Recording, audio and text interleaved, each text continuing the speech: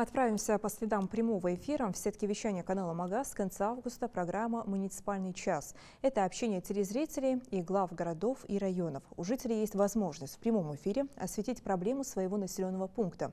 Как их решают впоследствии, увидим на примере селения Инарки. Центральная улица Укурова, она ведет к мечети и также ведет к школе 23. И мы, и родители, и жители этой улицы обращались, уже несколько лет обращались к главе администрации и района, и села с просьбой благословить нашу улицу.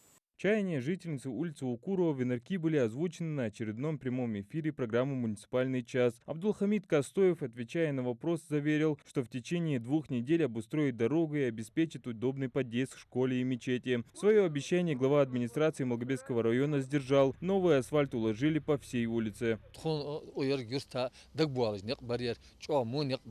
Анзамын шоболчхан озго подъема на халахат боглут озго губяка болхырнах бял ахетмысы яшак не хашт квачте аттубян тосог тожо вакылдej. Благоустройство обеспечило комфорт передвижения для жителей улицы. Пешеходы могут теперь не бояться луж, а автолюбители ездить без поломки и подвески. Изменения оценил Рамзан Арсамаков, один из жителей улицы Укурова. Он отмечает, порой приходилось объезжать дорогу, так как в непогоду из-за высокого угла подъема она становилась непроходимой.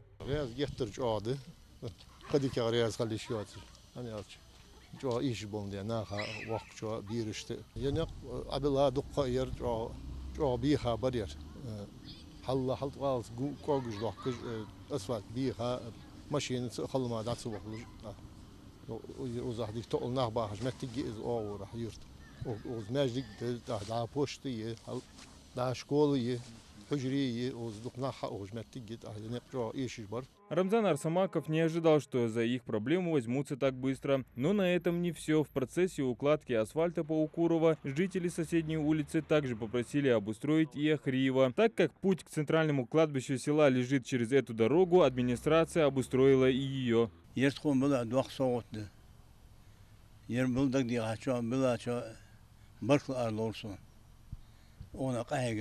Протяженность обеих улиц по 400 метров. Теперь ближайшие 10 лет здесь не будут знать, что такое грязь и слякоть. Ровный и гладкий асфальт радует и детей, которые на велосипедах посещают местную 23-ю школу ИФОК. Адам Гулоев, Сулейман Костоев, Новости 24.